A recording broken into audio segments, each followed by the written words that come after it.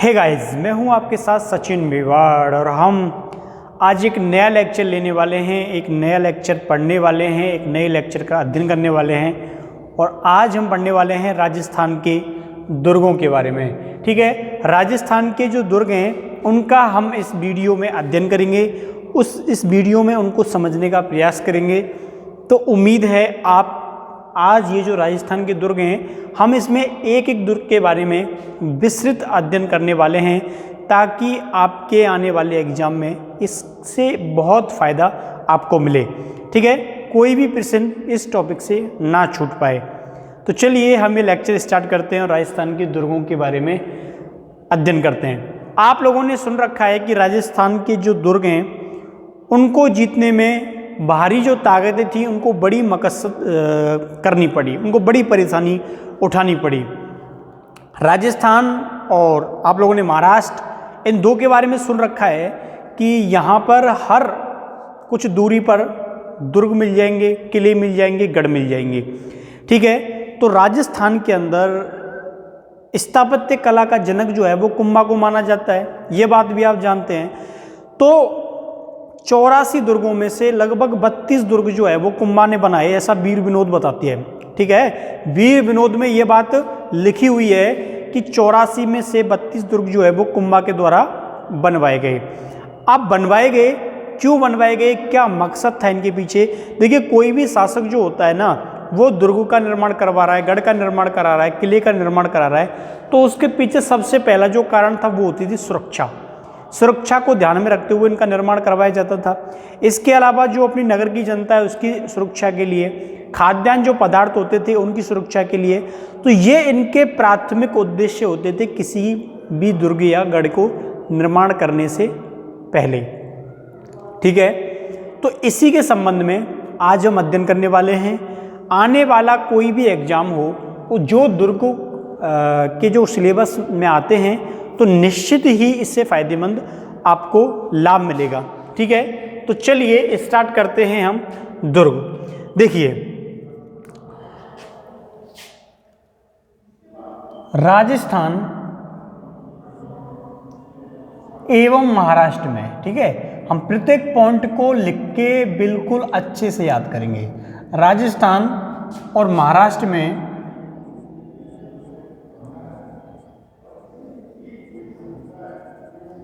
सर्वाधिक दुर्ग हैं। ठीक है, सर्वाधिक दुर्ग हो गए, इसमें गढ़ हो गए, किले हो गए, तो सर्वाधिक दुर्ग हैं। राजस्थान की जो स्थापत्य कला है, राजस्थान की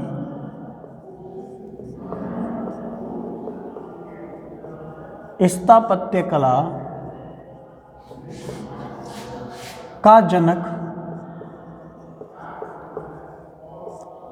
किसको माना जाता है? तो आप लोगों को मालूम है, महाराणा कुंभा को माना जाता है। महाराणा कुंभा को राजस्थान की स्थापत्य कला का क्या माना जाता है? जनक माना जाता है।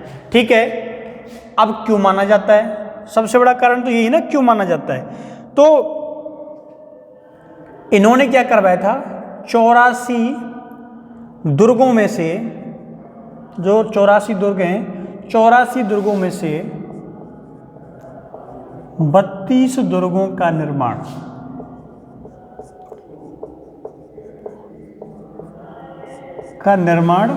कराया। ठीक है, कितने दुर्गों में से? 84 जो दुर्ग थे उनमें से 32 दुर्गों का निर्माण जो है वो कुंभा साहब ने कराया था। कहाँ, किसने कहा? तो ये जानकारी मिलती है वीर विनोद से। ठीक है, कहाँ से जानकारी मिलती है? तो वीर विनोद से इसकी जानकारी हमको प्राप्त होती है। यहाँ तक सब क्लियर?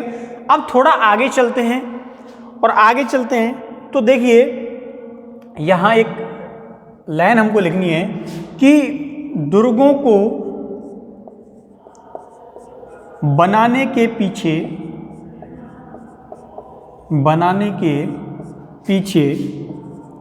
शासकों के उद्देश्य, ठीक है, उनके मकसद क्या थे, उनके उद्देश्य क्या थे, ये बात जानना भी जरूरी है। ठीक है, जब उसको पढ़ रहे हैं तो पूरा पढ़े ना, क्यों आधा अधूरा पढ़ें। तो पीछे उद्देश्य देखिए, पहला जो कारण था वो था राज्य की सुरक्षा, ठीक है। जो पहला कारण था वो है राज्य की सुरक्षा। इसके अलावा इसी में कारण है जो सैनिकों की सुरक्षा, क्योंकि सैनिकों को एक सुरक्षित स्थान, सैनिकों की सुरक्षा।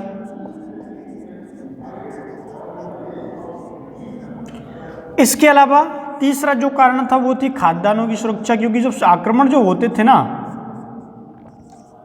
तो इन दुर्गों और किलों में इनको सुरक्षित कर लिया जाता था, ताकि सेना कितने भी दिन डेरा डाल के बाहर पड़ी रहे, कोई परेशानी नहीं। क्योंकि इनके अंदर क्या किया जाता था, इनके अंदर खेती बाड़ी भी होती थी, पानी के तालाब भी होते थे, तो बाहर चाहे कितनी सेना पड़ी रहे, प्राथमिक जो आवश्यक चीज़ें हैं वो इनको मिलती रहती थी अंदर से, और सेनाएं बाहर से ही चली जाती थी। वो कितने दिन रुके आखिर, ठीक है। उनके लिए भी तो राशन पानी का दिक्कत आता था, बरसात ऋतु में उनके टेंट तंबू बिजली हो जाते थे, तो इसलिए तो इनके पीछे जो प्राथमिक उद्देश्य थे वो ये थे। इसके अलावा जो प्राकृतिक घटना जो होती है, बाढ़ आ गई, ठीक है, प्राकृतिक घटना से बचाव, और बाढ़ जैसी तो पशुधन की सुरक्षा, क्योंकि ऊंचाई पर होते थे। कहाँ होते थे? ऊंचाई पर होते थे, इसीलिए पशुधन की सुरक्षा भी इसके पीछे एक मोटो होता था, उद्देश्य होता था इनका। तो ये मैंने यहाँ पे कुछ गिनती के कारण बताए, ठीक है,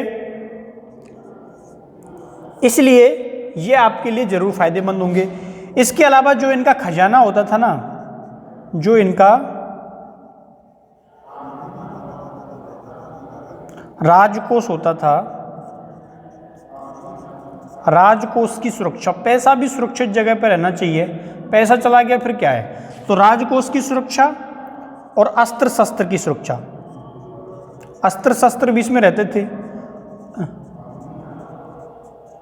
तो ये इनकी सुरक्षा के मुख्य कारण हो गए, ठीक है। राज्य की सुरक्षा का मतलब होता है कोई किसी ने भी आक्रमण किया तो एक सुरक्षित घेरे के अंदर सेना इकट्ठी हो गई और वहां से वो सुरक्षित होकर आक्रमण करे। सैनिकों की सुरक्षा, अगर कोई सामने वाले की सेना हमसे 4 गुनी है तो ऐसा थोड़ी है कि हमारे पास 1 लाख सैनिक है उनको झोंक दो। भाई बहादुरी किस बात की है, क्योंकि एक बार चंद्रगुप्त मौर्य जो था वो सिकंदर के शिविर में गया था, और अब चंद्रगुप्त मौर्य के कौशल था, बहादुरी थी, लेकिन वहाँ उसको ये नहीं मालूम था कि उससे बात कैसे करनी है मेरे को, तो उससे अपने लहजे में बात करने लगा, एक शासक के रूप में सोचा कि भाई मैं भी तो हूँ कुछ। तो वो बात सिकंदर को पसंद नहीं और सिकंदर ने बोला इसको बंदी बना लो और मार दो। तो चंद्रगुप्त मौर्य वहाँ से भाग गया और चाणक्य को जाके बोला कि साहब मैं तो भाग के आ गया। तो चाणक्य ने कहा था कि एक राजा में ना शेर जैसी बहादुरी भी होनी चाहिए और लोमड़ी जैसा चालाक भी होना चाहिए, तो दोनों होने चाहिए। कभी भागने की जरूरत पड़े ना तो वहाँ डटना नहीं चाहिए, वहाँ से भाग जाना चाहिए, ठीक है। क्योंकि अगर आप जिंदा रहोगे तो नेक्स्ट प्लानिंग करोगे ना आगे की। शिवाजी महाराज को भी पकड़ लिया था औरंगजेब ने, तो उन्होंने क्या किया, वहाँ से वो भाग के आए जेल से। वो कहते नहीं नहीं नहीं मैं ही भागूंगा, मैं तो शेर हूँ, बहादुर हूँ, तो उनका वहीं जीवन समाप्त हो जाता और हमको नहीं पढ़ने को मिलता शिवाजी, ठीक है। तो इंसान के अंदर दोनों गुण होने चाहिए, जब भागने की जरूरत पड़े तो खूब भागो। बड़े बड़े शासक भागे हैं युद्धों के मैदानों को छोड़ छोड़कर, बाद में उन्होंने परास्त किया है, ठीक है। तो ये कायरता नहीं होती, इसको ना कूटनीति बोलते हैं, तो वो चीज याद रखा करो। तो राजकोष की सुरक्षा और अस्त्र शस्त्र की सुरक्षा, प्राकृतिक घटनाओं जैसे बाढ़ आ गई, ठीक है, तो पशुधन की सुरक्षा का भी इसमें ख्याल रखा जाता था। ये इनके पीछे कारण होते थे किसी भी दुर्ग के निर्माण के। अब देखो थोड़ा और आगे बढ़ते हैं, एक एक पॉइंट को लेके हम चलेंगे, ठीक है। अब देखो इन दुर्गों का क्या किया गया, दुर्गों का भी वर्गीकरण किया गया है, ठीक है, कि भाई कौन सा दुर्ग श्रेष्ठ है। मैं एक एक करके बताऊंगा तुमको कि कौन सा दुर्ग जो है वो श्रेष्ठ है। तो दुर्गों का वर्गीकरण किया गया, और सबसे पहले वर्गीकरण कहाँ मिलता है, तो मनु के द्वारा मिलता है। मनु को जानते हो ना, तो मनु के द्वारा सबसे पहले इनका क्या किया गया, वर्गीकरण किया गया। किस उद्देश्य से वर्गीकरण किया गया, तो सुरक्षा की दृष्टि से किया गया कि भाई कौन सा दुर्ग जो है वो सबसे अच्छा है, ठीक है, कौन सा जो दुर्ग है वो कहाँ बना हुआ है, उसकी जो कंडीशन है, भौगोलिक स्थिति है वो कैसी है, तो उसके अनुसार उस दुर्ग की सुरक्षा का जो महत्व है वो निश्चित किया जाता था। ठीक है, अब देखो इसको तुम ना अच्छे से उतार लो, फिर मैं इसको मिटाऊंगा और थोड़ा आगे बढ़ेंगे, है ना। चलिए अब देखो एक बार और देख लें, राजस्थान एवं महाराष्ट्र में सर्वाधिक है, सबको मालूम है। राजस्थान की स्थापत्य कला का जनक कुम्मा साहब को कहा गया है, ये भी पता है। 84 में से 32 दुर्ग इन्होंने बनवाए थे। दुर्गों को बनाने के पीछे राज्य की सुरक्षा उद्देश्य होती थी, सैनिकों की सुरक्षा, खाद्यान्नों की सुरक्षा, ठीक है, प्राकृतिक घटना, पशुधन का बचाव, राज्य को उसकी सुरक्षा, अस्त्र शस्त्र, दुर्गों के वर्गीकरण को सुरक्षा के आधार पर क्या किया गया, तय किया गया। अब देखो यहां पे सबसे पहला पॉइंट थोड़ा ऊपर लिखते हैं ताकि ज्यादा लिख सके ना। तो शुक्र नीति, शुक्र नीति में राज्य के कितने अंग बताए गए हैं, 7 अंग बताए गए हैं। शुक्र नीति में राज्य के 7 अंग बताए गए हैं। ठीक है, क्या बताए गए हैं, शुक्र नीति में राज्य के 7 अंग बताए गए हैं। अब कैसे बताए गए हैं, ये बात भी महत्वपूर्ण है कि शुक्र नीति में राज्य के 7 अंग तो बता दिए। अब देखो सबसे पहले जो माना गया है, ये अंग बता रहा हूं, ठीक है, यहाँ पे राज्य के 7 अंग बता रहा हूं। तो सबसे पहले जो माना गया है वो क्या माना गया है, तो सबसे पहले माना गया राजा को। ठीक है, एक अच्छा राजा हो, क्या हो, एक अच्छा राजा हो, तो तभी तो वो चल सकता है। अगर एक अच्छी व्यवस्था हो लेकिन उस पर एक अयोग्य राजा को बैठा दो, वो सब कुछ क्या कर देगा, बर्बाद कर देगा। ठीक है, तो एक अच्छा क्या हो, राजा हो। ठीक है, दूसरा पॉइंट क्या है, दूसरा पॉइंट ये कहता है कि अच्छा अमात्य हो। अमात्य किसको बोलते हैं भाई, ये बोलते हैं प्रधानमंत्री को। ठीक है, क्या बोला जाता है, अच्छा प्रधानमंत्री हो, उसको सलाह देने वाला क्या हो, अच्छा हो। ठीक है, तो चलिए, तो दूसरा हो गया। तीसरा जो अंग माना जाता है अमात्य के बाद, वो माना जाता है गुप्तचर को। किसको माना जाता है, गुप्तचर को माना जाता है। किसी भी राज्य की जो व्यवस्था है उसके गुप्तचर कितने अच्छे हैं। बहुत सारे राज्यों में तो ऐसा होता था कि सेना घुस गई शहर के अंदर, गुप्तचरों को पता ही नहीं है भाई हो क्या रहा है, मालूम है ना। जितने अच्छे गुप्तचर होंगे, देखो जो बंगाल का विभाजन, जो बंगाल है उसको पाकिस्तान, बंगाल विभाजन 1909 की बात नहीं कर रहा मैं कर रहा हूँ 1971 की, जब पाकिस्तान से इसको अलग किया गया। उस टाइम जो हमारी रॉ एजेंसी है उसके आधार पर ही किया गया था इसको। अगर हमारे पास अच्छी सूचना नहीं होती तो हम बांग्लादेश को अलग नहीं कर सकते थे पाकिस्तान से। ठीक है, तो युद्ध जो है वो 2 स्तरों पर लड़ा जाता है। एक सेना लड़ती है, सेना किस पे लड़ती है, उसके पास सूचना होती है कि भाई हमको ये रिस्ट्राइक करनी है, वहाँ करनी है, उस जगह पे करनी है, तो सेना को भेजते हैं। अगर सेना को पता ही नहीं है, लोकेशन ही नहीं पता, जाना कहाँ है, किस जगह पे रिस्ट्राइक मारनी है, तो कुछ नहीं होने वाला भाई, उनको वहीं पकड़ लेंगे, वहीं दबोच लेंगे। इसीलिए पहले जो होती है इन्फॉर्मेशन, सूचना, तुम्हारे पास भी इन्फॉर्मेशन होती है भाई तुमको कहाँ जाना है, किससे मिलना है, तो वहीं तो जाते हो, आँख मूंद के थोड़ी चल देते हो। तो इन्फॉर्मेशन जरूरी है, और इन्फॉर्मेशन देते हैं गुप्तचर। जैसे हमारे यहाँ पे अब वर्तमान में रॉ वाले हैं, ये काम करते हैं। ठीक है, तो पहले भी क्या होते थे, गुप्तचर होते थे। अब देखो चौथा पार्ट, जो गुप्तचर हैं इनके बाद की जो माने गया है वो माना गया पैसा, और वो माना गया कोष। ठीक है, अगर पैसा ही नहीं होगा तो कोई राजा कहाँ से अपने सैनिकों को इकट्ठा कर पाएगा, कहाँ से नए अस्त्र शस्त्र खरीद पाएगा, कैसे राज्य का संचालन कर पाएगा। इसलिए चौथे नंबर पर जो रखा गया है वो रखा गया है कोष को। ठीक है, और कोष के बाद जो स्थान आता है वो आता है राष्ट्र का। अब सब इसका क्या मतलब है, राष्ट्र का क्या मतलब है, जब राष्ट्र का तो प्रधान वो राजा ही अच्छा है तो फिर राष्ट्र। अब यहाँ पे आती है संपूर्ण लोगों की बात। ठीक है, क्या आती है, इसमें संपूर्ण लोग आ जाते हैं उस राष्ट्र के। कई बार एक बार ऐसा होता है, देखो राजा बहुत अच्छा है लेकिन लोग बहुत बदतमीज हैं। लोग क्या हैं, बड़े बदतमीज लोग हैं। एक बार हुआ था ऐसा, वियतनाम में हुआ था, अमेरिका ने आक्रमण कर दिया, उसके बाद ना अच्छी सेना थी, ना उनके पास अच्छे वेपन थे, हथियार थे, लेकिन वहाँ की जो जनता है उसमें राष्ट्रीय एकता इतनी थी कि उन्होंने अमेरिका की सेना को ना भगा दिया वहाँ से। प्रत्येक जो व्यक्ति था वो सैनिक बन गया। वहाँ के प्राइम मिनिस्टर ने रेडियो पे अनाउंस किया कि प्रत्येक व्यक्ति सैनिक होगा। तो अमेरिका की जो जनता है उसको लोकल सपोर्ट नहीं मिला, वहाँ से लोकल सपोर्ट नहीं मिला, उसको भागना पड़ा छोड़ के। तो ये होता है राष्ट्र।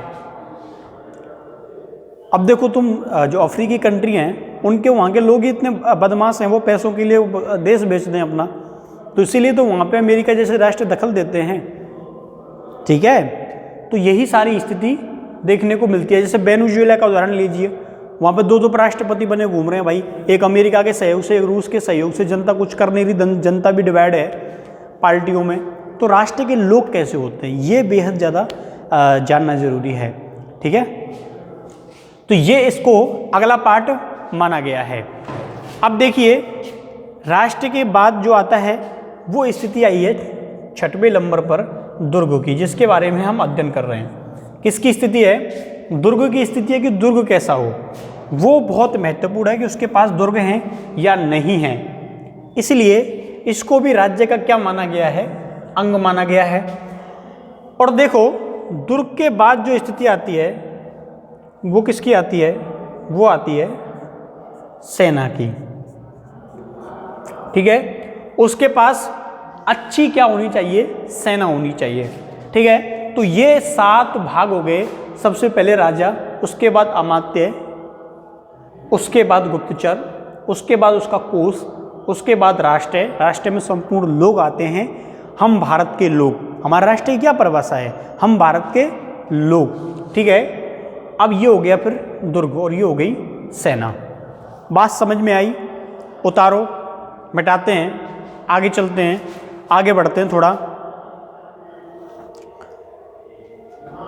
और फिर प्रत्येक दुर्ग के बारे में विस्तृत बात करेंगे। ठीक है, चलो।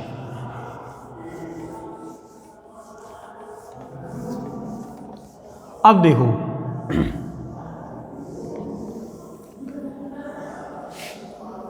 अब दुर्गों का हम वर्गीकरण देखते हैं कि कौन कौन से दुर्ग को किस किस श्रेणी में रखा गया है और कौन कौन सा दुर्ग किस किस श्रेणी में आता है। बड़े ध्यान से सुनिएगा। सबसे पहले लेते हैं हम एरण दुर्ग को। ठीक है, किस दुर्ग को लेते हैं? एरण दुर्ग को लेते हैं। अब देखिए एरण दुर्ग का मतलब क्या होता है? वो दुर्ग जो चारों ओर से खाई, कांटों और नुकीली झाड़ियों से घिरा होता है। ठीक है, वो दुर्ग कौन सा कहलाता है? एरण दुर्ग कहलाता है। लिखना है इसमें, वो दुर्ग जो चारों ओर से, जो चारों ओर से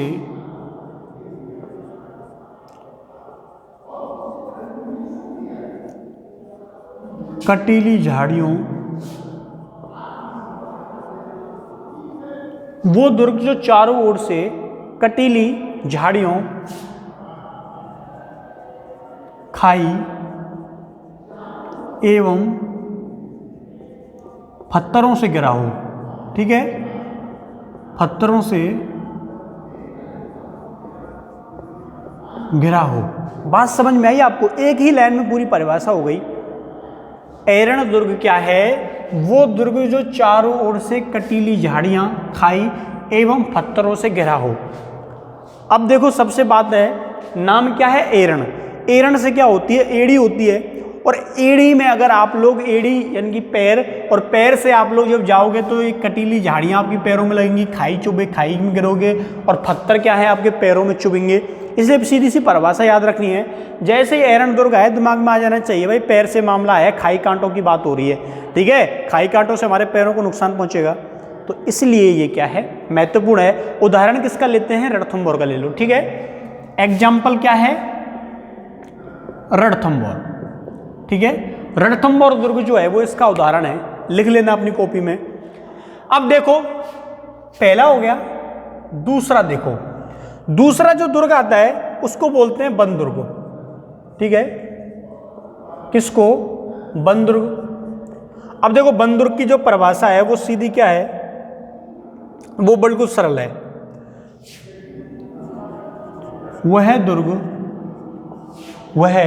दुर्ग जो चारों ओर से घने वृक्षों से या वनों से, ठीक है। दोनों का मतलब यही होता है, जहाँ घने वृक्ष होंगे उनको जो वन बोलेंगे, और या फिर यहाँ पे लिख सकते हो वनों से, जो चारों ओर घने वृक्षों से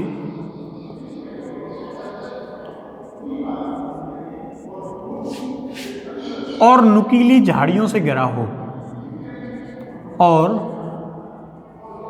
नुकीली, क्योंकि जंगल में होगा तो झाड़ियाँ तो होंगी, ठीक है, नुकीली झाड़ियों से घिरा हो। तो वो दुर्ग किसकी श्रेणी में आएगा? तो वो दुर्ग जो है वो किसकी श्रेणी में आ जाएगा? वन दुर्ग की श्रेणी में आ जाएगा। उदाहरण बिल्कुल सेम है, एग्जाम्पल इसका रणथंभौर आप ले सकते हो, ठीक है, रणथंभौर दुर्ग दोनों का। बात समझ में आई? चलिए, तो बिल्कुल वन दुर्ग वह दुर्ग जो चारों ओर से घने वृक्षों और नुकीली झाड़ियों से घिरा हो। तीसरी जो हम परिभाषा लेते हैं, तीसरी हम लेते हैं गिरि दुर्ग, ठीक है। अब गिरि का मतलब होता है पर्वत, और सबको मालूम है, बच्चे को मालूम होगा, ठीक है। गिरि का मतलब क्या होता है? पर्वत होता है। परिभाषा, वह दुर्ग जो चारों ओर से पहाड़ों या फिर पहाड़ियों, ठीक है,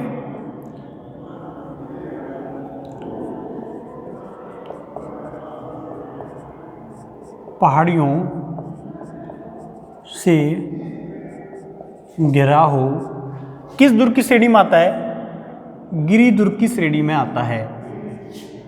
गिरि दुर्ग की श्रेणी में आता है। आपको अच्छे से परिभाषा याद हो गई होगी कि गिरि दुर्ग वह दुर्ग जो चारों ओर से पहाड़ियों से घिरा होता है, उस दुर्ग को किस नाम से जानते हैं? गिरि दुर्ग के नाम से जानते हैं। एग्जाम्पल सेम है बिल्कुल, यहाँ पे एग्जाम्पल में लिख लीजिए रणथंभौर, ठीक है। इसके अलावा हमारा जो चित्तौड़ का दुर्ग है वो भी पहाड़ी पे है। इसके अलावा जो सिवाना का दुर्ग है वो भी कहाँ है? पहाड़ी पे है। तो इसलिए उदाहरण पूछे जा सकते हैं पेपर में कि ये दुर्ग किस श्रेणी में आता है। क्लियर? चलिए, अब हम चौथे नंबर का लेते हैं जल दुर्ग। चौथे नंबर का हम दुर्ग लेते हैं जल दुर्ग, ठीक है। अब देखो, इसकी भी परिभाषा बिल्कुल सरल है। वह दुर्ग जो चारों ओर से, जो चारों ओर से जल से घिरा हो, ठीक है। और यह भी आ जाता है कि वो दुर्ग जो है वो चारों ओर से जल राशि से घिरा हो, सुदूर जल राशि से घिरा हो, तो ऐसी भी परिभाषा मिल जाती है। चारों ओर से जल दुर्ग से घिरा हो, जल दुर्ग की श्रेणी में आता है।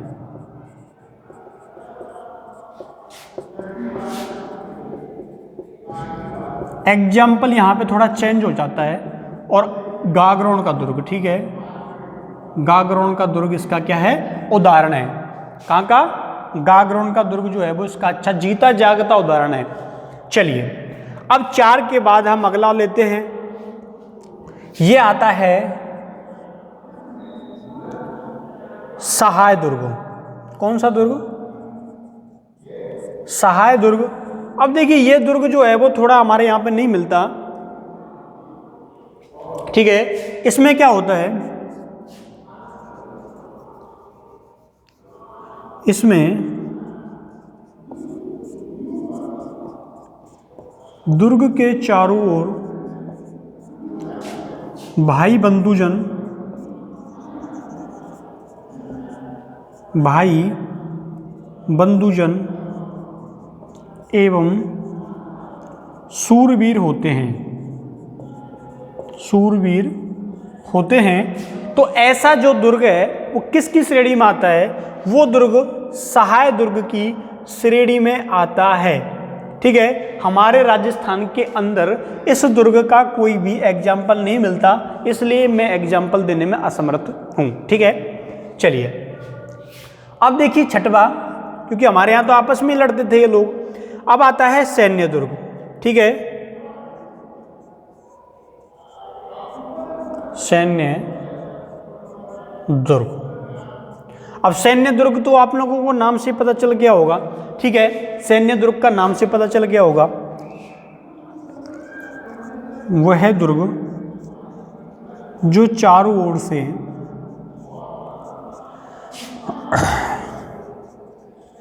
सैनिकों से घिरा हो। सैन्य दुर्ग की श्रेणी में आता है। सैन्य दुर्ग की श्रेणी में आता है। अब देखिए, किसी भी दुर्ग को सैन्य दुर्ग जो है उसमें कन्वर्ट किया जा सकता है युद्ध से पहले।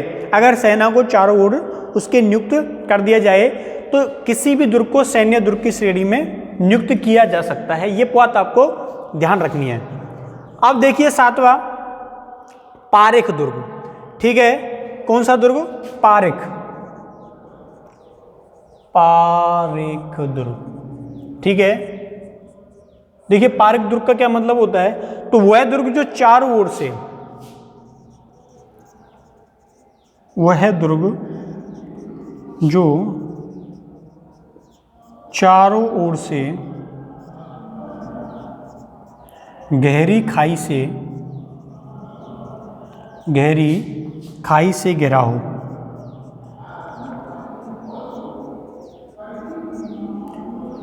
गहरी खाई से घिरा हो, वो किस में आता है? पारेख दुर्ग में आता है। इसका एग्जाम्पल बहुत अच्छा है, लोहागढ़। ठीक है, तो भरतपुर का जो किला, जो दुर्ग है, वो उसका सबसे अच्छा क्या है? उदाहरण है। ठीक है, देखिए अब हम 8वें की बात करते हैं तो आता है तुम्हारा धानवन दुर्ग। ठीक है, कौन सा? धानवन।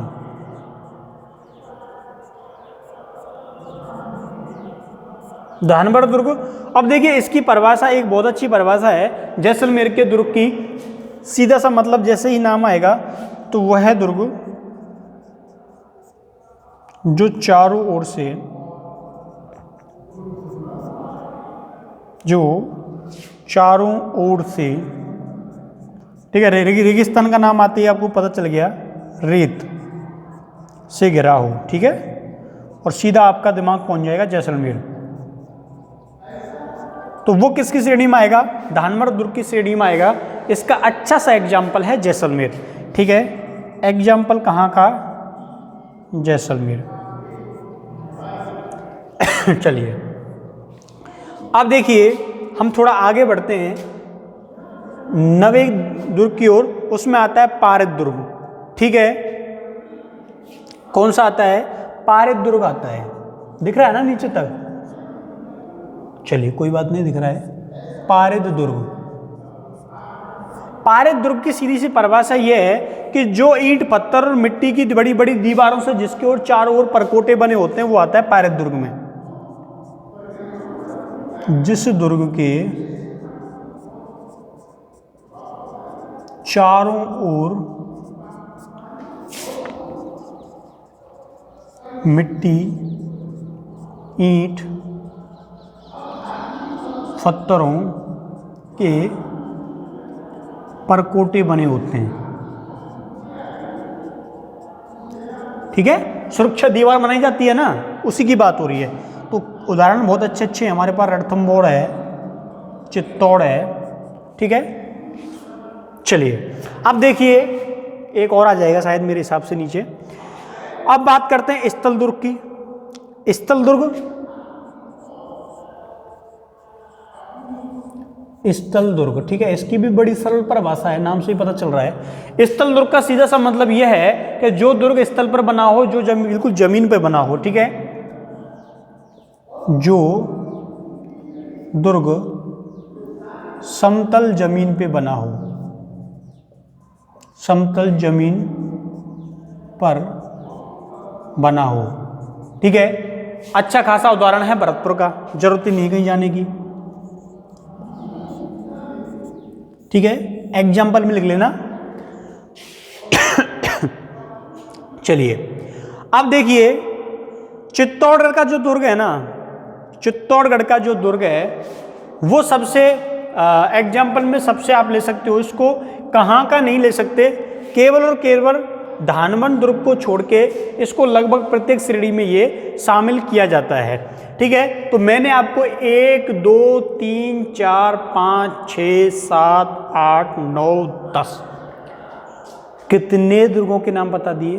10 दुर्गों के नाम बता दिए। 1 2 3 4 5 6 7 8 9 10, प्रत्येक की क्या बता दी? परिभाषा बता दी। अब इन परिभाषा को रिवीजन करना है आपका काम, कि एक बार इसका रिवीजन आप लोग कर लोगे ना तो फिर आपके पास केवल और केवल आंसर राइट करने का टाइम रहेगा। कोई भी क्वेश्चन पूछा जा सकता है कि भाई जो दुर्ग इतने उसे घिरा होता है उसको क्या कहते हैं, और पेपर में पूछ लिया जाता है अक्सर करके। ठीक है, क्वेश्चन जब बनाएंगे तो कहीं से ना, तो जब आपका सब कवर होगा तो कोई परेशानी नहीं है, किसी भी तरह की परेशानी नहीं है, क्योंकि पेपर जो है वो डालेंगे तो बुक से ही। ठीक है, पेपर डालेंगे तो बुक से ही, ऑक्सफोर्ड यूनिवर्सिटी के पेपर में तो डालेंगे नहीं। तो बस आपको पढ़ना है।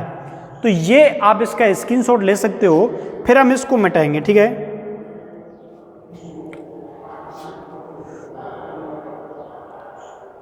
चलिए मिटाएं इसको। देखिए, शुक्र नीति में 7 अंग बताए गए हैं, आपको याद हो गया होगा। एरण दुर्ग वो दुर्ग जो चारों ओर से कटीली झाड़ियों, खाई और पत्थरों से घिरा होता है। रणथंभौर का दुर्ग इसका अच्छा उदाहरण है। वन दुर्ग वह दुर्ग जो चारों ओर से घने वृक्षों और नुकीली झाड़ियों से घिरा होता है, इसका भी अच्छा उदाहरण रणथंभौर का है। ठीक है, गिरि दुर्ग वह दुर्ग जो चारों ओर से पहाड़ियों से घिरा होता है। गिरि दुर्ग की श्रेणी में आता है रणथंभौर, चित्तौड़, सिवाना, इसके उदाहरण है। जल दुर्ग वह दुर्ग जो चारों ओर से जल से घिरा हो, गागरोन का अच्छा उदाहरण है। इसके अलावा सहाय दुर्ग, जिस दुर्ग में चारों ओर भाई बंधुजन और सूरवीर होते हैं उसको सहाय दुर्ग बोलते हैं। राजस्थान में एग्जाम्पल नहीं मिलता है इसका। सैन्य दुर्ग वह दुर्ग जिसके चारों ओर सैनिकों से घिरा हो, सैन्य दुर्ग की क्या आता है? श्रेणी में आता है। ठीक है, पारिक दुर्ग तो वह दुर्ग जो चारों ओर से गहरी खाई से घिरा हो, लोहागढ़ का अच्छा उदाहरण है। धानमन दुर्ग वह दुर्ग जो चारों ओर से रेत से घिरा हो, बताने की जरूरत नहीं है, जैसलमेर। पारित दुर्ग वह दुर्ग जो मिट्टी और इनकी परकोटे हों, रणथंभौर। और स्थल दुर्ग वह दुर्ग जो जमीन पर बना हो, भरतपुर का। बात समझ में आई? चलिए अब देखिए, एक यहां पे फैक्ट आते हैं भाई, सबसे श्रेष्ठ कौन सा है। बात ये आती है कि चलो दुर्ग तो हो गए बहुत सारे, लेकिन बात ये करेंगे सबसे श्रेष्ठ कौन है। तो इनके बारे में कुछ विद्वानों ने अपनी अपनी राय दी है, वो देखिए। सबसे पहले बात करें हम कौटिल्य और मनु ने। ठीक है, कौटिल्य और मनु ने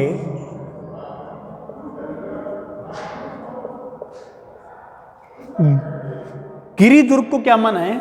सबसे श्रेष्ठ माना है। गिरि दुर्ग को सबसे श्रेष्ठ माना है। ठीक है, तो ये याद रखना है, कौटिल्य और मनु के अनुसार पूछा जा सकता है पेपर में कि कौटिल्य और मनु के अनुसार सबसे श्रेष्ठ कौन सा है। तो तुमको सीधा सा याद रखना है गिरि दुर्ग जो पहाड़ों पे बना होता है। बात समझ में आई? लेकिन यहाँ पे एक हमको अलग भी जानकारी मिलती है। क्या जानकारी मिलती है? शुक्र नीति जो है उसमें जो विभाजन किया गया है, उसमें जो सबसे श्रेष्ठ माना गया है ना, वो माना गया है आपका सैन्य दुर्ग। कौन सा दुर्ग माना गया है? सैन्य दुर्ग। सैन्य दुर्ग को सबसे श्रेष्ठ इसमें माना गया है। ठीक है, देखिए जैसे मैं बात करूं तो सबसे श्रेष्ठ माना गया है सैन्य दुर्ग को। ठीक है, सबसे श्रेष्ठ किसको माना गया है? सैन्य दुर्ग को माना गया है। सैन्य दुर्ग के बाद जो गिरि है, जो गिरि दुर्ग है इसको सबसे श्रेष्ठ माना गया है। और गिरि दुर्ग के बाद जो माना गया है जल दुर्ग को, उसके बाद कुछ दुर्ग को माना गया है, धानमन दुर्ग को माना गया है, और उसके बाद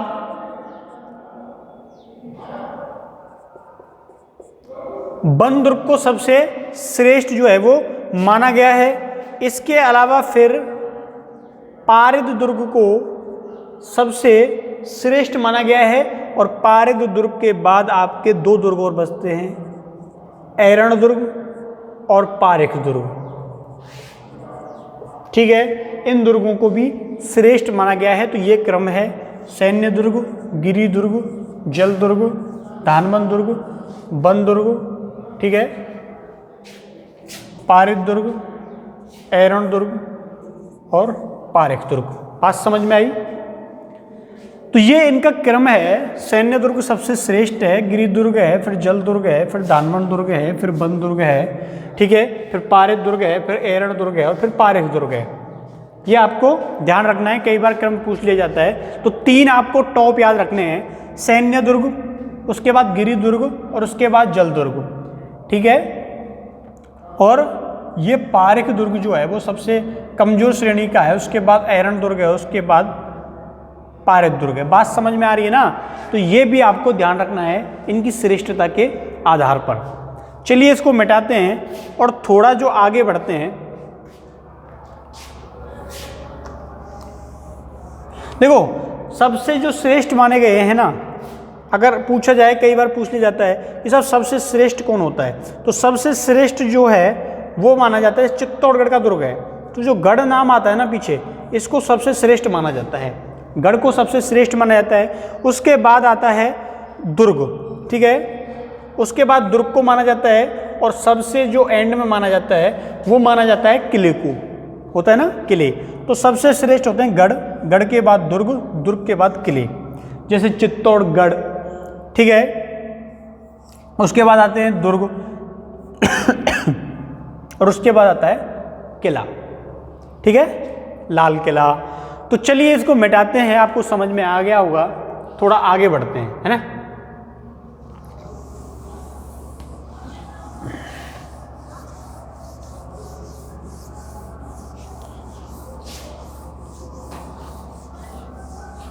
अब देखो, हमने इसके बारे में पढ़ लिया कि भाई किस प्रकार का दुर्ग जो है वो कौन सा कहलाता है। अब हम क्या लेते हैं, उदाहरण लेते हैं, एक एक दुर्ग के बारे में अध्ययन करेंगे, ठीक है। हमने तो पढ़ लिया कि भाई ये दुर्ग ये कहलाता है, ये दुर्ग ये कहलाता है, ये दुर्ग ये कहलाता है। अब जो है इसका जो नेक्स्ट पार्ट मैं बनाऊंगा इस वीडियो का, यानी कि अगला जो पार्ट है उसमें मैं रणथंभौर दुर्ग के बारे में एक एक विस्तृत बात करूंगा, क्योंकि आधा या 40 मिनट का एक लेक्चर जो होता है वो हमारा कंप्लीट हो चुका है, ठीक है। तो हम जो अब नेक्स्ट जो इसके आगे का बनाएंगे वो रणथंभौर दुर्ग पे बनाएंगे। तो आप लोग उसको जरूर देखना, अच्छे से आपको समझ में आया होगा। अगर आप समझ में आया है तो कमेंट कीजिए, बताइए मुझे कि आपको ये कैसा लगा। अगर आप हमारे चैनल पे नए हैं तो इसको सब्सक्राइब करना ना भूलें, लाइक कीजिए, अपनी बात रखिए, ठीक है। तो मिलते हैं कल यानी कि नेक्स्ट वीडियो में, तब तक के लिए थैंक यू, धन्यवाद, बाय बाय।